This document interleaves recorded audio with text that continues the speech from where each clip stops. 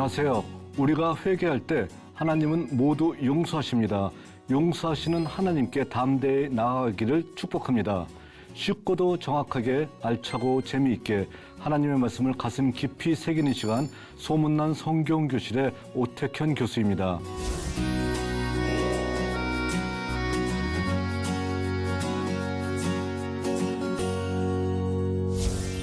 지난 시간에 나눈 내용을 기억하시나요? 지난 시간에는 문서 이전의 예언자들의 활약에 대해서 살펴봤었습니다. 나단 선지자, 엘리야 선지자와 같이 하나님의 역사서에 정말로 멋진 행적이 기록된 예언자들에 대해서 살펴봤었고요. 오늘 나올 내용은 이제 문서 예언자 중에 첫 번째 예언자인 아모스에 대해서 살펴보도록 하겠습니다. 그가 특별히 관심을 가지고 있는 분야는 사회정의이기 때문에 우리는 제목을 아모스와 사회정의라고 한번 제목을 잡고 하나님의 말씀을 살펴보도록 하겠습니다.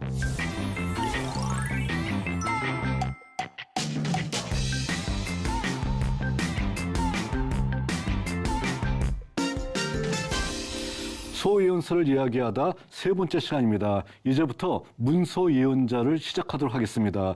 문서 예언자 중에서 제일 먼저 문서를 남겼던 예언자가 누구냐면 바로 아모스 선지자입니다. 자, 아모스 선지자이기 때문에 저희들이 아모스 선지자에 대해서 살펴볼 예정인데, 자, 사회정의라고 이렇게 뒤에 부제가 붙었네요. 아모스와 사회정의. 자, 왜 이렇게 붙었을까요? 자, 모든 예언자들은 하나님의 말씀을 대언하는 예언자이긴 하지만, 그렇지만 자기가 관심 있는 분야가 있거든요. 자기가 관심 있는 분야에 대해서 더욱더 열심히 메시지를 외쳤었다라고 볼 수 있다는 겁니다.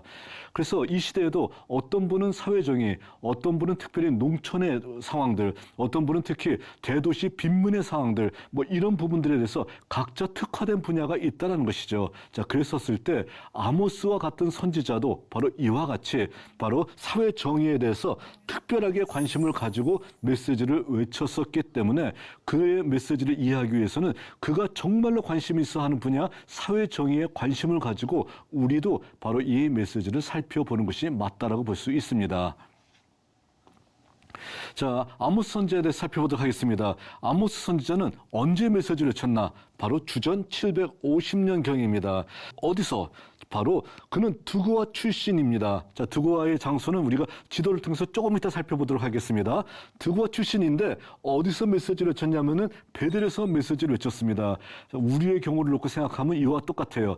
그는 수원 출신이에요. 그런데 개경에서 메시지를 외쳤다라고 하게 되면 어떻게 될까요? 남북이 분단된 상황인데 수원 출신 예언자가 개성에서 메시지를 외치게 되면 어떤 일이 있냐면은 너 왜 남쪽 출신 예언자가 여기 와서 왜 메시지를 외쳐? 너희 땅으로 돌아가. 뭐 이런 얘기 나올 수밖에 없잖아요. 아모스도 마찬가지예요. 너는 남쪽 출신 예언자인데 왜 북이스라엘에서 메시지를 외쳐? 너희 땅으로 돌아가. 라는 그러한 북이스라엘 예언자들의 반발에 직면할 수밖에 없는 상황이라는 겁니다. 자, 그러니까 이와 같이 드고아 출신이지만 베델에서 말씀을 외쳤던 예언자가 바로 아모스 선지자다라고 얘기하고 있고요. 무엇을 외쳤냐 했었을 때 그는 무너진 사회 정의의 회복을 강력하게 외쳤던 사람이 바로 아모스 선지자라고 얘기할 수 있습니다.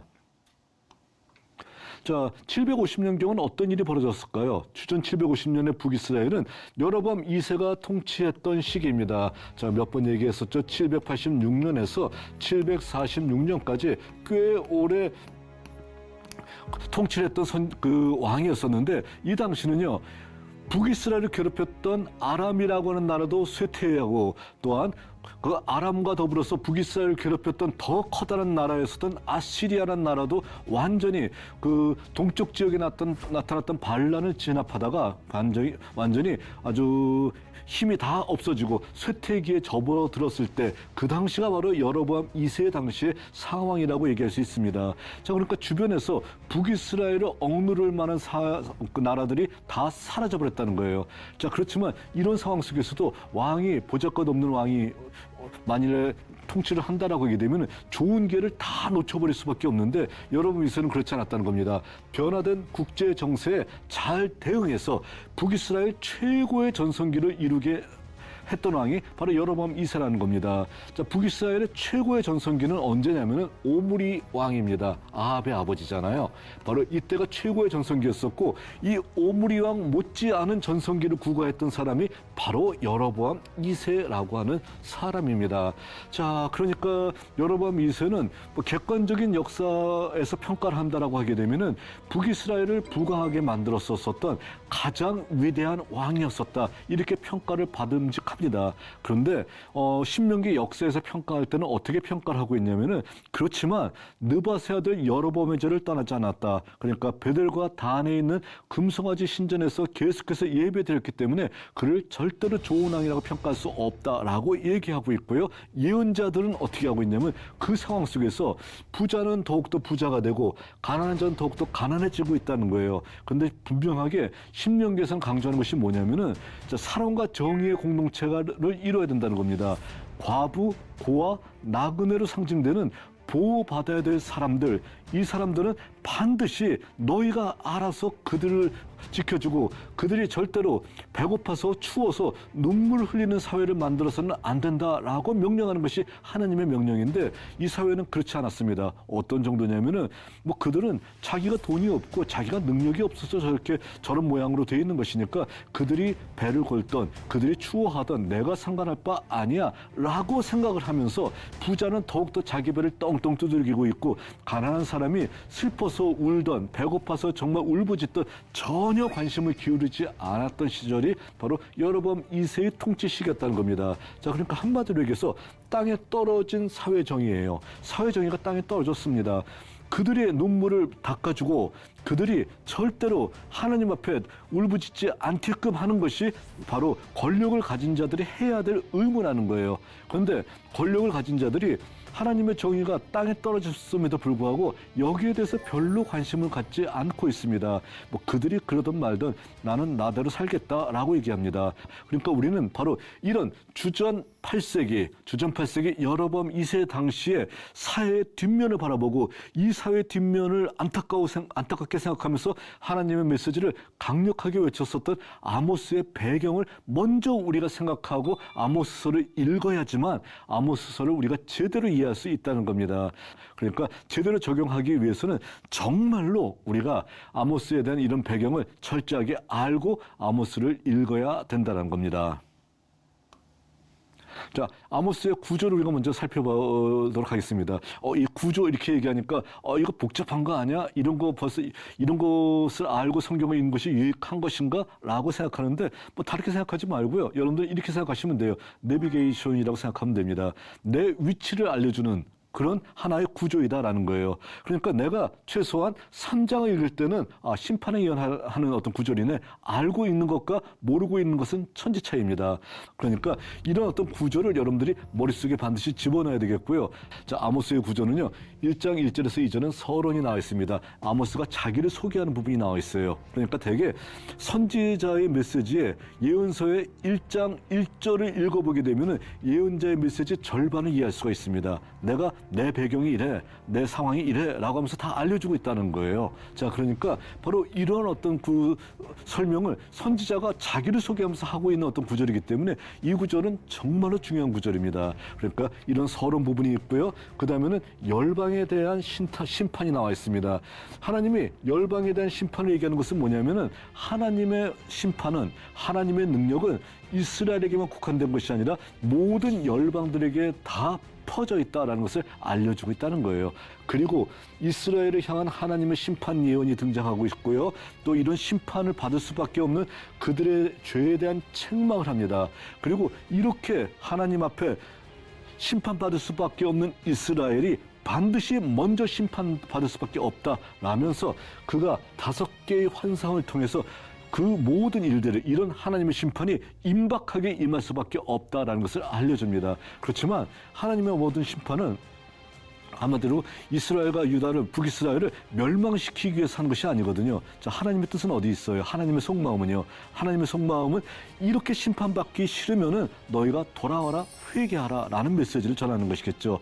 그러니까 예언서의 대부분은 어떻게 끝나고 있냐면은 회복의 희망을 선포합니다. 너희가 만일 돌아온다라게 되면 내가 너희를 이와 같이 회복시켜줄게. 잘 될 거야. 그러니까 돌아오기만 해. 라는 이런 메시지를 전해주고 있다는 겁니다. 자, 그러니까 아모스의 구절을 봤더니 어떻게 되는 거예요? 아모스가 이스라엘이 심판받을 수밖에 없고 이와 같이 곧 심판될 것이다 라는 것을 장황하게 설명합니다. 그렇지만 맨 마지막에는 어떻게 돼요? 이런 심판이 싫으면은 돌아와라. 회개하라. 내가 너희를 회복시켜줄 모든 준비를 끝냈어. 라고 메시지를 외치고 있는 것이 아모스서의 메시지라고 얘기할 수 있다는 것입니다. 자, 아모스 1장 1절에 보게 되면은 아모스의 배경이 가장 잘 나타나 있다라고 했었죠. 자, 어떻게 되어 있나 한번 볼까요? 아모스 1장 1절에 봤더니 유다 왕 우시야 시절, 자, 우시야 시절 곧 이스라엘 왕 요아스의 아들 여로보암의 시대. 자, 요아스의 아들 여로보암의 시대는 바로 여로보암 2세를 얘기하고 있는 것이죠. 지진 전 2년에 지진이 크게 한번 일어났었나 봐요. 자, 모두가 알만한 지진 전 2년에 드구와 목자 중 아모스가 이스라엘에 대하여 이상으로 받은 바 말씀이다라고 얘기하고 있습니다. 그러니까 여기서 아모스는 자기의 정보를 많이 이야기하고 있습니다. 어떤 것을 얘기하고 있냐면은 나는 내 직업이 뭔지 알아? 목자였어라는 거예요. 자, 목자였었고 나중에는 뽕나무 치는 사람이라고 자기를 설명하고 있습니다. 자, 그리고 내가 활동했던 장소, 내가 있었던 장소가 어딘 줄 알아? 바로 드구아라고 하는 장소야라고 하면서 드구아 지역을 얘기하고 있어요. 그리고 내가 활동했던 시대는 언제냐면 여로보암 2세가 있었던 때 지진이 일어나기 2년 전에 내가 활동했었어 라는 것을 얘기하고 있다라는 것입니다. 자, 그러니까 이 정도만 하더라도 아모스는 굉장히 많은 어떤 자기의 정보를 우리들에게 공개했습니다. 자, 그러니까 뭐 이 정도는 알아도 돼 하면서 정보 공개를 했던 것이죠. 자, 그가 했던 것은 나는 북이스라엘 출신이 아니라 남쪽 유대 출신 예언자였어. 드고아 출신이야 라고 얘기합니다. 자, 아까 이렇게 얘기한다라고 하게 되면 여러분들의 성경책 옆에 무엇이 있어야 되냐면 성경 지도책이 항상 있어야 됩니다. 그리고 어떻게 해야 되냐면 드고아가 어디 있지? 라고 드고아를 찾아보셔야 된다는 거예요. 그러면 성경 읽는데 시간 걸리는데 시간 걸리는 게 무슨 상관이 있나요? 그 지도를 통해서 드고아를 확인하고 그리고 성경을 읽으시게 되면은 성경이 더 깊이 있게 이해가 된다는 겁니다. 저를 믿고 그렇게 한번 해보시기 바랍니다. 자, 그러니까 여러분들이 어떤 수고를 어느 정도, 자, 지리책과 역사책을 먼저 놓고 보는 어떤 수고를 조금만 하신다라게 되면 예언서를 훨씬 더 깊이 있게 이해할 수가 있다는 것입니다. 자, 그러니까 아모스가 이 정도의 어떤 자기 어떤 정보를 공개했으니까 우리가 이것을 한번 차차히 한번 살펴보도록 하겠습니다. 자, 드고아라는 장소는 어디냐면은, 자, 예루살렘이 여기 있습니다. 예루살렘 남쪽으로 30분만 가게 되면 베들레헴이 여기 있어요. 베들레헴에서 보게 되면 드고아가 보입니다. 이렇게. 그러니까 드고아는 어떻게 있나요? 여기 있는 장소예요. 근데 아모스는 어디서 활동을 했었냐면은 여기 바로 국경에 있는 베델에서 주로 활동을 했었거든요. 북이스라엘 영토잖아요. 그러니까 어떻게 갈까요? 이 내륙 도로를 통해서 올라가게 되면은 베델이 곧 나온다라는 거예요. 자, 그러니까 드고아에서 하나님의 앞에 소명을 받고 어디로 올라갔냐면 베델에 올라가서 이건 잘못되었어라는 심판의 예언을 외쳤던 것이 바로 아모스 선지자라는 것입니다. 자, 그러니까 예루살렘의 바로 밑에 있는 드고아에서 어떻게 했었냐면은 바로 국경을 넘어서 있는 종교 중심지인 베델에 가서 메시지를 외쳤었던 바로 이 경우를 생각하면 된다라는 것입니다. 자, 베들레헴과 드고아를 저희들이 함께 사진을 통해서 보도록 하겠습니다. 자, 베들레헴은 딱 봤었을 때 어떤가요? 굉장히 높은 곳에 위치하고 있으면서 도시가 어느 정도 형성이 되어 있죠. 자, 해발 900m에 위치하고 있는 곳인데 어느 정도 도시가 형성된 장소인데 바로 여기 헤로드온이라고 하는 베들레헴 남쪽에서 드고아를 봤습니다. 여기가 바로 드고아 지역이에요. 어떤가요? 지금 봤었을 때도 아무것도 없는 깡촌이네요. 그냥 여기서 예전에도 이곳은 역시 발전된 도시라고 하기보다는 깡촌이었었던 것이고요. 여기서 목자 겸 그리고 뽕나무 치는 사람으로서 존재했던 사람이 바로 아모스 선지자였었는데 이곳에서 하나님의 명령을 받고 바로 이곳에서 베델 지역에 가서 하나님의 말씀을 외쳤었던 아모스의 모습을 우리가 상상해 볼 수 있다는 겁니다. 남쪽 유다의 출신인 예언자가 북쪽 이스라엘에 가서 메시지를 외쳤다라는 거예요. 굉장히 특이한 어떤 이력이라고 얘기할 수 있다는 것입니다. 자, 이랬었을 때 하나님 앞에서 아모스 선지자가 이스라엘을 심판해야 될 이유가 있다라고 강조하고 있다는 겁니다. 자, 너희는 바로 이런 이유 때문에 심판받아 마땅해라고 메시지를 외치는데 이유가 뭐냐면은 재판관이 불의와 타협하면서 힘없는 자를 억압하는 거예요. 사랑과 정의의 공동체이죠, 신명기에. 자, 이와 같이 재판관이 불의와 타협하면서 힘없는 자를 억압하기 때문에 나타나고 있는 이런 문제들, 이 문제들 때문에 너희가 망할 수밖에 없어라고 강조합니다. 어떤 일이나 볼까요? 이스라엘의 서너 가지 죄로 말미암아 내가 그 벌을 돌이키지 아니하리라 얘기하고 있습니다. 그런데 어떤 일이 벌어지냐면은 은을 받고 의인을 팔며 신 한 켤레를 받고 가난한 자를 팔며 힘 없는 자의 머리를 티끌 먼지 속에서 발로 밟고 연약한 자의 길을 굽게 하면서 그들이 살고 있다라는 것을 강조하고 있다는 겁니다. 자, 딱 봤었을 때도요, 인신매매를 하고 있는 거예요. 자, 은을 받고 의인을 팔고 있고 헐값을 받고 가난한 자를 팔고 있고요.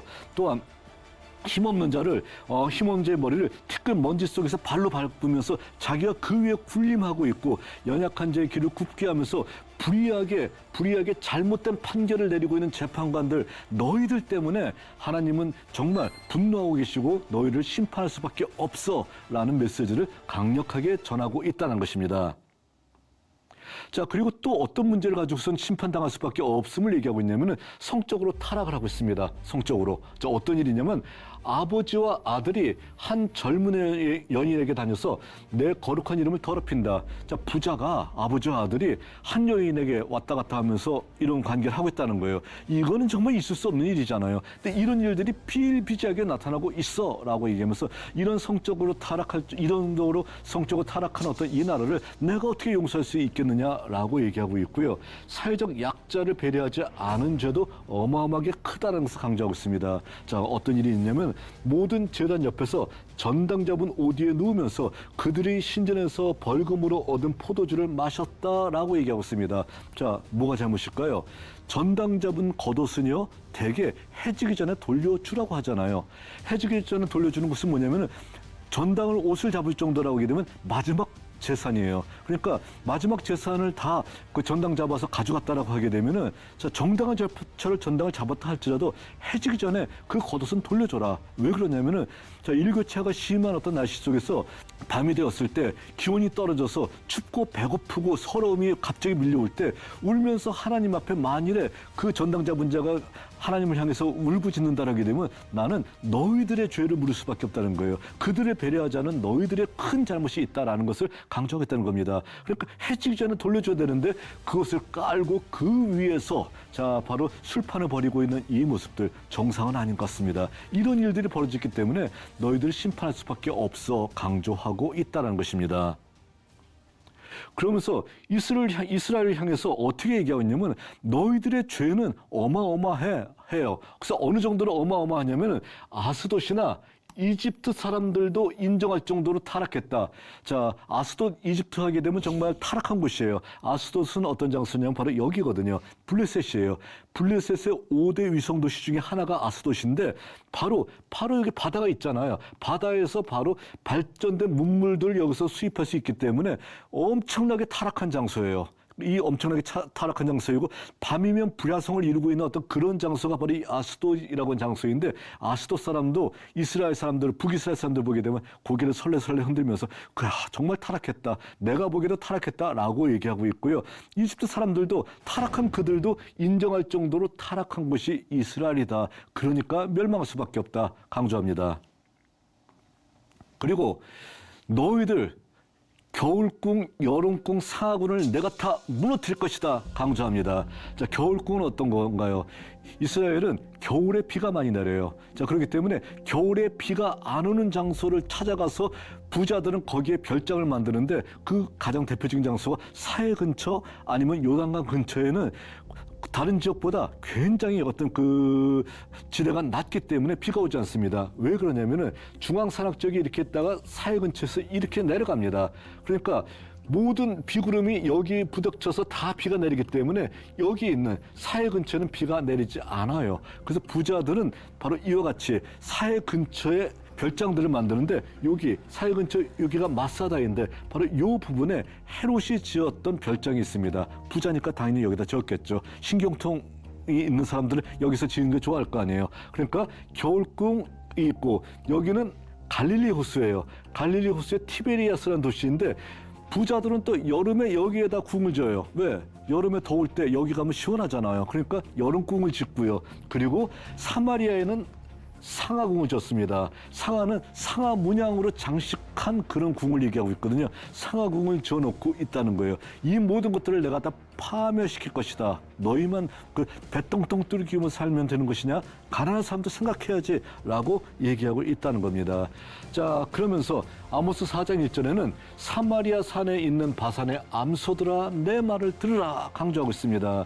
자, 그러니까 그들을 향해서 사마리아 산에 있는 바산의 암소들아 얘기하면서 강조하는 이유는 뭐냐면은 바로 이 그림을 보면 쉽게 이해할 수가 있습니다. 사마리아는요, 자, 이렇게 높은 곳에 위치하고 있어요. 방어하기가 좋은 천혜의 요지이죠. 그리고 여기는 어디냐면은 갈릴리 호수가 여기 있고요. 갈릴리 호수보다 대략적으로 한 400m 이상 높은 장소에 여기 골란 고온이라는 장소가 있는데 여기가 바로 어디냐면은 바산이에요. 우리나라로 얘기하면 대관령 같은 장소, 낙농업이 잘 되는 장소입니다. 여기 소들이 굉장히 토실토실하게 잘 지내고 있습니다. 그러니까 사마리아 산에 관한 이 디룩디룩 살찐 바산의 암소들아라는 것을 강조하고 있다는 거예요. 그러니까 다른 말이 필요 없어요. 너희들 정말 살찐 암소 같은 인간들아, 너희들이 가난한 사람을 외면하고 너희들이 하나님 앞에 심판을 면할 수 있다고 생각해? 라면서 강력한 예언을 외치고 있다는 겁니다. 그러면서 강조하는 것이 뭐냐면 우리가 너무도 잘 알고 있는 예언이죠. 내가 너희 절기를 미워하며 멸시하며 너희 성회들을 기뻐하지 아니하나니 너희가 내게 번제나 소례제를 드릴지라도 내가 받지 아니할 것이요 살찐 희생의 화목제 하나님 앞에 화해를 청하기 위해서 화목제를 드려도 내가 받지 않을 것이다 라고 강조합니다. 네 노랫소리를 내 앞에서 그칠지어다. 네 비파소리도 듣지 않을 것이다. 오직 정의를 물같이 공의를 강같이 흐르게 할 것이다. 정의를 물같이 또 공의를 마르지 않은 강같이 흐르게 할 것이다. 정말 멋진 예언 아닙니까? 이렇게 되는 사회를 너희가 만들어야 된다라고 하면서 강력한 예언을 펼치고 있다는 것입니다. 사회 정의가 이렇게 땅에 떨어져서는 안 된다라는 메시지를 전해주고 있다라는 것입니다. 자, 그러면서 너희들은 반드시 멸망할 수밖에 없다라는 거예요. 그래서 곧 이 멸망이 이루어질 것이다. 메뚜기, 불, 다림줄한상, 여름과일이라는 소리는 히브리어로 캐츠라고 해서 끝이라는 것을 얘기하고 있습니다. 카이츠 캐치의 의미고요. 또 성전 파괴까지 이루어지면서 너희들이 내가 본 환상같이 곧 망하게 될 것이다 라는 예언을 하게 된다는 것입니다. 자, 그러니까 피할 수 없는 하나님의 심판을 외치고 있습니다. 너희들 정의를 물같이 공의를 강물같이 흐르지 않게 하게 되면 반드시 멸망해 라는 것을 강조하겠다는 겁니다. 자, 근데 그러면 여기서 질문이 하나 있습니다. 이스라엘이 회개했을까요? 자, 결론은 안 했습니다. 안 하면 심판이 임해야 될 거 아니에요. 그럼 회개하지 않은 이스라엘에게 하나님의 심판이 임했을까요? 라는 겁니다. 아모스서에 보게 되면 하나님의 심판이 임했다는 것이 나타날까요? 자, 우리가 아모스서의 결론에 보게 되면은 희망으로 끝나고 있지 심판이 임했다는 소리가 나타나지 않습니다. 그래서 심판이 임했다는 사실을 우리가 잊고 지낼 수가 있는데 하나님의 심판이 임했습니다. 어디서 나타나나요? 바로 1장에서 등장하고 있습니다. 다시 한번 처음을 볼까요? 유다왕 우시야 시절 곧 이스라엘 왕 요아스의 아들 여로밤 시대 지진 전 2년에 바로 내가 메시지를 외쳤다는 겁니다. 지진이 일어나기 2년 전에 메시지를 외쳤습니다. 그런데 회개하지 않았습니다. 그럼 어떻게 될까요? 회개하지 않은 결과가 뭐로 나타나는 겁니까? 지진으로 나타난 거예요. 지진을 통해서 하나님의 무서운 심판이 나타나고 있음을 얘기하고 있습니다. 그럼에도 불구하고 회개하지 않았습니다. 그게 너무도 안타까운 모습이라고 할 수 있겠죠. 그러나 아모스는 희망을 잃지 않습니다. 뭐라고 얘기하나요? 그날에 내가 다윗의 무너진 장막을 다시 일으키고 그 틈을 막으며 그 허물어진 것을 일으켜서 옛적같이 세울 것이다 강조하고 있습니다. 바로 하나님께서 이와 같이 심판하셨었지만 하나님께서 다윗의 무너진 장막을 일으키고 그리고 다시 모든 것을 회복시켜 줄 것이다 라는 것을 강조함을 통해서 회개해라. 아직도 끝나지 않았다. 그러면 하나님께서 예전 통일왕국이 이뤘던 다윗의 무너진 장막을 하나님께서 회복하셨듯이 너희도 회복시켜 주실 것이다 라는 말씀을 마지막으로 예언을 끝내고 있습니다. 이 예언을 기억했던 이스라엘 사람들은요, 1948년도에 독립 선언을 하고 독립전쟁을 일으켰을 때 하나님의 역사이다 얘기하면서 벤구리온 수상이 바로 어떻게 하냐면은 아모스서 9장의 메시지를 다윗의 무너진 장막을 다시 회복한다라는 이 메시지를 외치고 독립을 선언하고 그리고 독립전쟁을 하고 승리해서 마침내 독립을 하게 되는 모습을 보여주고 있다는 것입니다. 자, 그러니까 굉장히 어떤 이 말씀을 오늘날까지도 그대로 적용했던 하나의 경우이다라고 얘기할 수 있겠죠. 자, 결론적으로요. 결론적으로 아모스의 메시지는 어떤 건가요? 아모스의 메시지는 이스라엘 백성들에게 회개해라. 너희들의 잘못을 깨달아라. 무너진 사회 정의를 회복하라. 그렇지 않으면은 너희들이 반드시 하나님의 무서운 심판을 받을 것이다. 그렇지만 하나님께서 진정을 바라시는 것은 너희들의 회개와 회복이다. 다윗의 무너진 장막은 반드시 회복될 것이다. 라는 바로 이 메시지를 우리들에게 전해주고 있다는 것입니다. 바로 이런 아모스의 메시지를 우리가 가슴 깊이 깨달으면서 우리 시대에 그대로 적용할 수 있는 우리가 되어야 될 것입니다. 오늘은 여기까지 하겠습니다.